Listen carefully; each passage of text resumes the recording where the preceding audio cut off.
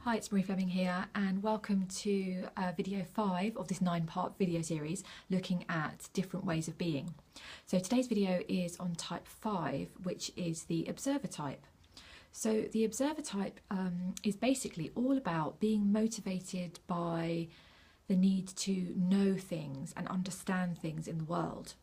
So it's very sort of head-based. It's very much related to thinking and to analysing and to observing.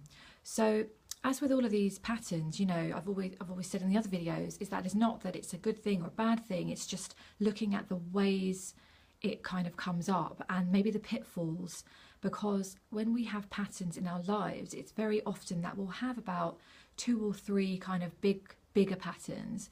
And then when we have these patterns, it's like everything we do in the world, we sort of do it through these patterns, you know? So it's about kind of giving ourselves a bit more choice, a bit more flexibility, so that we can, you know, use different parts of our patterns and we're not kind of stuck in one way of doing things.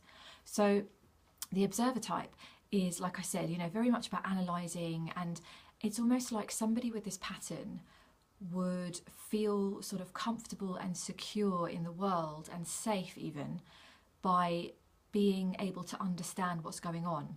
So if you put that into a positive context, that's great, because obviously it's about learning, it's about knowledge, it's about analysing. We need all these things in the world, and in fact we all need to do a certain level of observing in order to get ourselves through certain situations in life. Because if we entirely come from our feelings, so we talked about in the last video, the romantic, if all we do is feel every single thing, you can imagine that we're going to be tripped up.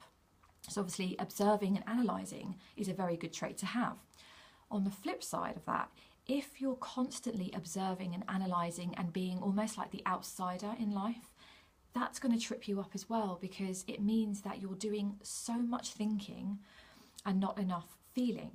So we often put, you know, thinking ahead of, you know, a lot of things, and we think, you know, we feel that thinking is the most important thing, especially at school, because that's where we're, you know, we're monitored and we're evaluated in terms of how much are we thinking, how much are we using our brains.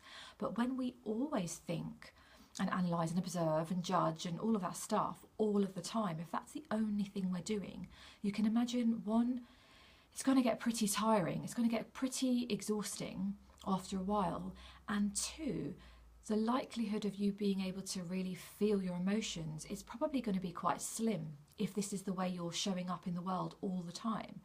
So if you're running the observer pattern, my advice would be not, you know, obviously keep, you know, that's fine. It's not something we're trying to look at getting rid of, but it's about what can you do to drop back into your body and maybe start tapping into feelings and emotions a little bit.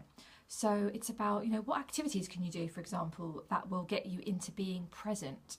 So a lot of this, you know, observing and analysing and thinking and mulling over will take you out of being present. So, you know, you might be analysing and thinking about things that happened in the past. You might be, you know, trying to work out what is to come, but how much are you actually being here, you know? And there's also a little bit about, you know, when you're learning anything, there's also a need with this pattern to really understand it, to have knowledge now.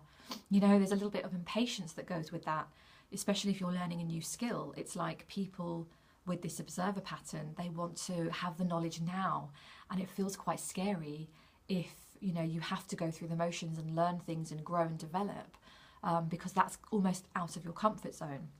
So the observer pattern, you know, is about, you know, understanding that this is what you're running.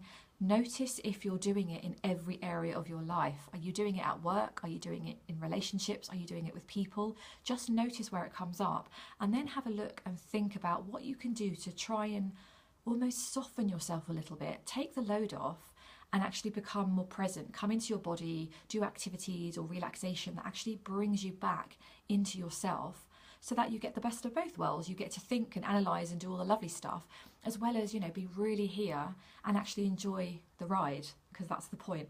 So I hope you found that useful, and in the next video I'll be talking about type 6, which is the questioner. So until that video, take care of yourself, and I'll talk to you again really soon. Bye bye.